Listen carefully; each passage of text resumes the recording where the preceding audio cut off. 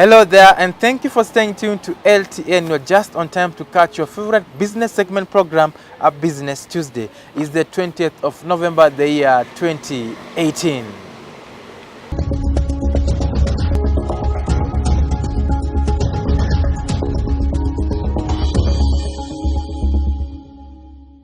And now, let's do business. My name is Eddy Nyadwa. Yesterday, that is Monday, it was the World Toilet Day. Now, it's a day that has been set aside by the United Nations for the observance to inspire action to tackle crises in global sanitation. However, in Malawi, there's one businessman, an agriculturalist, who hit the headlines.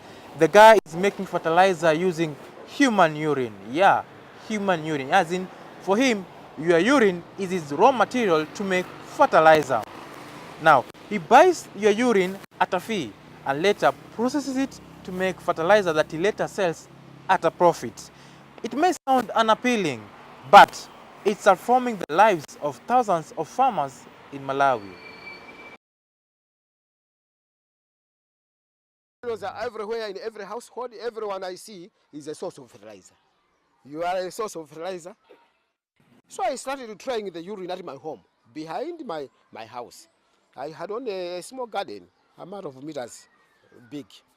Now I saw that the crops were growing vibrantly, and many people came to see and to test my crops. They couldn't believe that you can eat crops supplied with urine fertilizer. If someone brings a container of this size to sell to me, I will buy from that person 1,500 Malawi kwacha. Then when it's processed and packaged and finished product, I will sell to someone 4,000 Malawi kwacha. Fresh urine contains germs. Fresh urine is full of acid. That's why it smells, because it produces ammonia gas. It is not stable. So when it goes into this tank, it changes the chemical composition, but a minimum of 7 days. It moves from acid to alkaline. The pH will move beyond 7. Now, when it reaches at that level, it stops smelling bad. It has changed into salt, and all the germs are dead there. Anything that is pathogenic is not there. So I wanted to try on the urine product. So I have tried those for about 6 months now, and I've seen that the crops are doing better, or are doing good, more than the chemicals. Now that's a quite interesting story where you don't just urinate, but you sell your urine at a fee. The more you urinate, the more you earn. Now moving on is that Africa head of states have instituted reforms in the structure of governance of the African Union during the just concluded extraordinary summit held in Ethiopia. The AU institutional reforms include transformation of political affairs, economic integration, peace, security, and self-financing.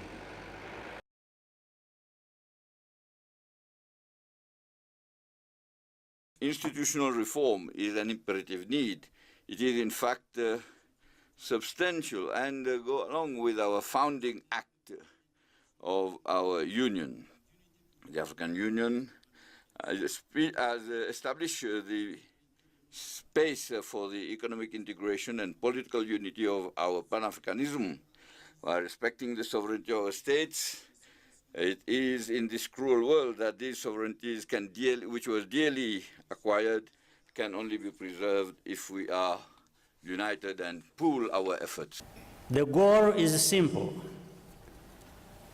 to make Africa stronger and give our people the future they deserve.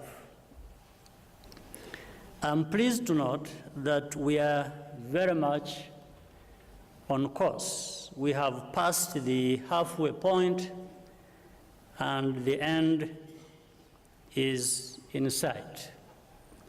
But there is still very important work to do. In this challenging time, we are drawn to institutional reform, not because we just want to do it, but because we must. Therefore, reforming the African Union is relevant and timely, given recurring domestic strife, violence, emerging threats on the continent, and increased competition in the international arena. We cannot single-handedly survive these hurdles. We have to stand together, and when we do, we will not just survive, but we shall thrive.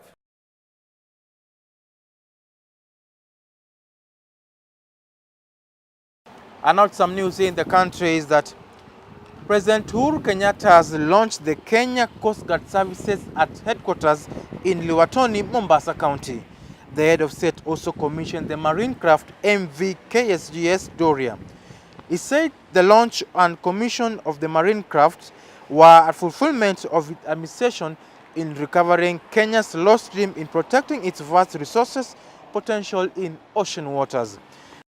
The president also announced that Kenya will revamp the Kenya National Shipping Line, a moribund parastatal created in 1987 to operate Kenyan ships but does not own a single vessel.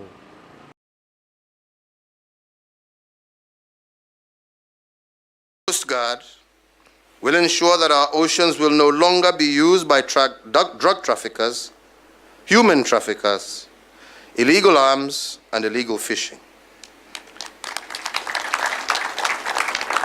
We'll also guard against exploitation of our natural resources by foreign countries and ensure that never again will foreign vessels steal our fish.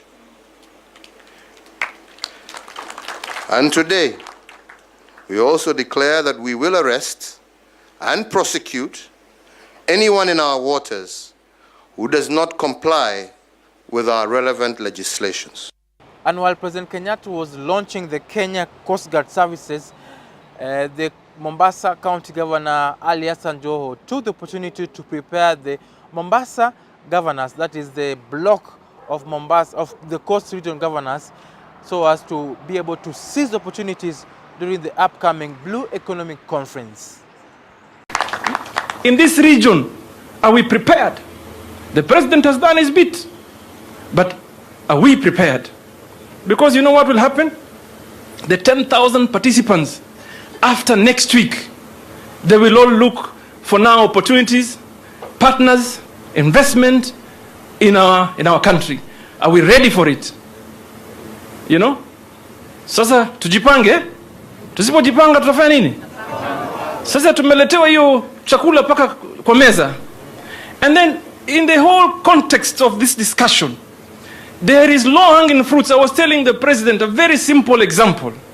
In the county of Mombasa, we first of all took a loan from KCB Bank and invested in our fishermen. Tukajenga a small boat that we called MV001. This small boat, if it goes out for a week, it comes home with 4, 5, up to 7 tons. I mean, nini yengine munataka? So, Your Excellency, I want to tell you our commitment as the 6 coastal counties. So we want to assure you, Your Excellency, we are supporting this cause. That is why we opted as a region to even hold a pre-Blue Economic Conference, so that before we come to Nairobi, our people are adequately prepared to deal with the outcome of the large and the conference that is being held in Nairobi. Agricultural sector players are urging the government and private sector to work together in a bid to enhance agricultural productivity so as to improve food security in the country. Collaboration between various sector players has been identified as key to guaranteeing success in the inaugural Future of Food Conference. Conversation at the conference was centered on agricultural productivity, forward-looking discussion on Big Four agenda on nutrition and food security, investment prospects, and what needs to be done to build a more dynamic economy. So ensuring food security and nutrition for all Kenyans continues to be a challenge to all of us, in spite of the numerous initiatives to enhance production and productivity for various crops, livestock and fisheries, commodity value chains. Public investment in agriculture has not been adequate to create the desired transformation for increased production. So if we have strength to produce maize here, why don't we produce maize and produce poultry and produce all the things that we can produce and create jobs, and think about the things that we have, just like we have a comparative advantage in exporting. Just think about it. We are exporting lots of coffee, tea, and whatever, because countries we export to have figured out that that is Africa's comparative advantage, and they deal with us from that comparative advantage. We want to increase agriculture contribution from 2.7 trillion to 4 trillion. We also want to create jobs, to the tune of 1,150 in form of SMEs. We also wanted to have the average daily income increase from 465 to 625. Kenya is set to host the 11th International Civil Aviation Organization Air Service Negotiation event from the 10th to 14th of December this year. According to the Director General of Kenya Civil Aviation Authority, Gilbert Kibe, the event will discuss lowering the cost of transport over long distances and open up foreign Kenyan exports. More than 800 delegates are expected to attend the event. ICAO Air Services Negotiation Event has been highly commended by participating delegations as an efficient platform for conducting air service negotiations. Since its inception 11 years ago, the number of countries that utilize this facility has steadily increased from one event to another. So far, more than 142 states have participated in and benefited from ICANN at least once in the years. Has Consult is set to undertake its first phase of the 10 billion shilling Enaki project in the second quarter of 2019. The project will sit on a 22-acre piece of land in Nairobi's Nyari West Estate and will combine both aspects of housing and a botanical garden. Named the 5 senses, the botanical garden is designed to preserve the indigenous flora and fauna that seamlessly ignites the 5 human senses. A decade earlier, we were the first to launch off-plan selling as a way of achieving project finance and thus accelerating Kenya's real estate development in a tight capital market.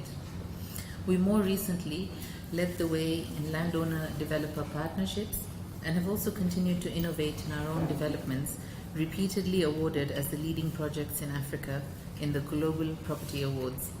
Leaders in real estate are now looking to whole new horizons. The big deal in modern and even futuristic living isn't all about the tallest or the highest density or the newest or the prettiest building. Our new chalice is the real estate that makes people happiest. Homes for young, single people, homes for families, small and large. Each type of home was designed to make easiest the things that make each demographic happiest. We even put in homes for older couples with adult children having flown the nest and the elderly in need of assisted living. We built services on call and restaurants to deliver from within Enaki. And now to some trade matters is that Kenyan exporters have expressed their frustration in penetrating the Chinese market. This comes a few days after China announced that it was willing to open up its markets for trade and also having signed 2 bilateral agreements with Kenya.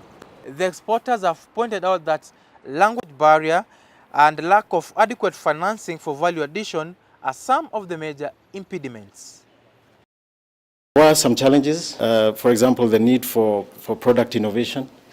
There is a lot of competition, especially from the South Asia markets. We need to improve our packaging.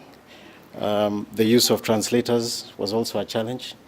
And also back home, the need to mobilize extra funds to be able to satisfy these coming orders. The balance of trade between Kenya and China is heavily in favor of China. In 2017, that's last year, the total volume of trade between the two countries was US$4 billion. Kenya's export to China were valued at about 0.5 billion US dollars, which was just 2.5% of the total trade volume, while China exports to Kenya were 400 billion Kenya shillings. President Xi Jinping announced 60 billion US dollar to support China-Africa cooperation. In that 60 billion, around 5 billion is to support African companies to expand their product to China. And now, after Kilifi County automated its revenue collection services, transporters and businessmen are now reaping the benefits. Previously, the collection was done manually, whereby the collection of parking fees and sales fees used to be collected by county officials, lending itself to corruption. Ule ufisadi umepunguka sababu hatulipi pesa, utoi pesa cash, unalipa through technology ambayo sasa inazuia mambo mengi.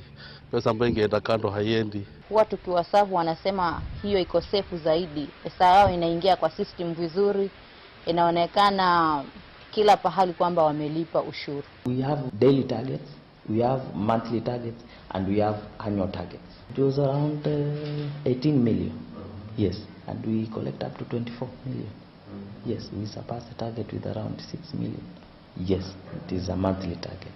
If a lorry, for example, mounts on a way bridge in Jaribuni and it pays, it will show me real time that KBC 004 weighing 10 tons has paid this much to the county.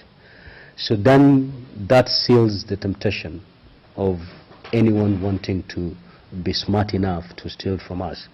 Political environment also affects. But when everything goes well, we can collect up to around 100 million in a year. Sasa system itakuwa inasoma kila ambacho kimekusanywa kwa siku na hakuna vile unaweza kuweka pesa nyingine mfukoni, kwa sababu system itakusema automatic kwamba leo umeweza kukusanya pesa fulani. Regional retailer Tuskys Supermarket has launched its festive season customer reward program dubbed the Tuskys Christmas Deals Power campaign. The retailer is now predicting a 30% festive season sales growth this year, attributed to growing consumer confidence and renewed marketing synergy from leading brands. The 10-week campaign will feature more than 50 million customers, basket with 38 vehicles to be won across Tuskys supermarkets across the country. Welcome to Christmas Deals Power. Shopping and drive eating. You cannot be exemplary in what you do if people do not know your brand and the business ethics that you stand for. We are proud that our efforts, hard work and determination is delivering world-class products, services and excellent customer service to our people. First, in the sense that we haven't had before mall owners getting involved and other service providers, Safaricom, the media getting involved, and also staff as well. So this is a first that has been done in this market, and I think it's going to set the bar higher and higher. We already see a lot of changes in modern trade today, and if you're a brand owner, you know how important modern trade is for us. It's a place where we have to try new things. It's a place where we get the best display, and it's a place where we get to go national quick enough if you work with a wide network like Tuskys. We've done a lot of work to ensure that the systems work well over this period of time, so you'll have a seamless experience when you pay with M-Pesa. Really campaigns like this that bring stakeholders together. You know, we have the biggest retailer in the country bringing the biggest suppliers, the biggest manufacturers, all of them, you know, you can see on the boards behind you. When they come together, you know, everybody in the economy benefits, right? And it's a great way to say thank you to all of our customers who throughout the year have been supporting, you know, our business by buying our brands. And now, during the just concluded Access Conference for music artists, it was revealed that Kenya collects very minimum revenue for music, from music copyrights. In Africa, only 75 million euros is collected.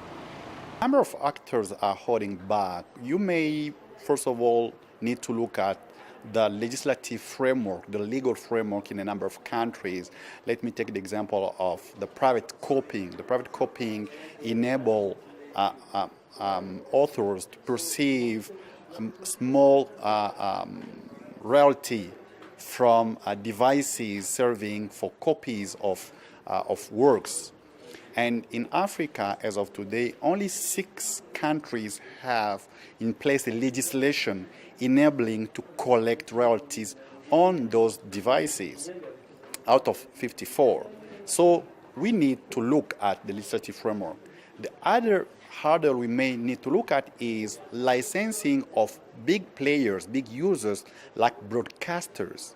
We have conducted the survey as CISAC in Africa in 22 countries, and what came out is only 40% of radios and 30% of TVs are paying royalties. It means we are missing royalties coming from 60% of radio and 70% of TVs. Definitely, we need also to see how we need to address the issue of licensing of broadcasters. There needs to be absolute transparency and investing in the best software to make that happen. Like for example, when I was in college, my professors used to talk about you buy a hard disk, you know, for a really cheap hard disk. When one is more expensive, one is cheaper, but you're going to put literally years of work on this little cheap device, right? And so it's better to invest in the thing that for sure is going to work for you. And so it's important for us to do the right research, get the right bidders to come and present the systems that they have that we can use, and put them into operation. Vendors. It's that simple.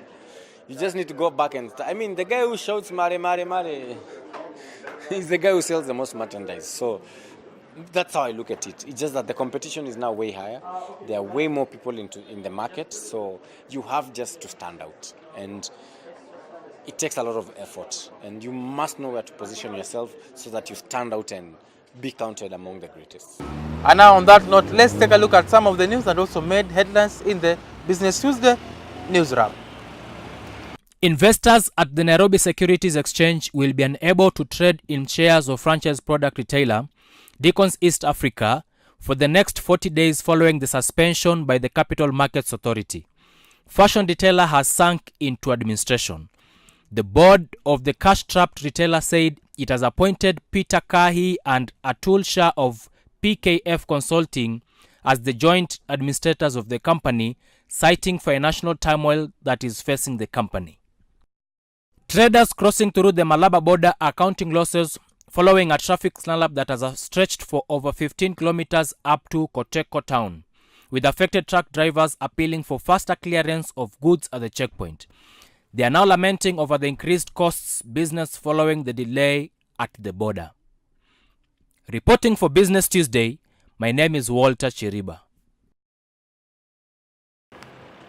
On that note, we've come to the end of this week's edition of Business Tuesday. Until we meet again next week on Tuesday at the same time, from me it's bye-bye for now, and thanks for watching. My name is Eddy Nyadwa.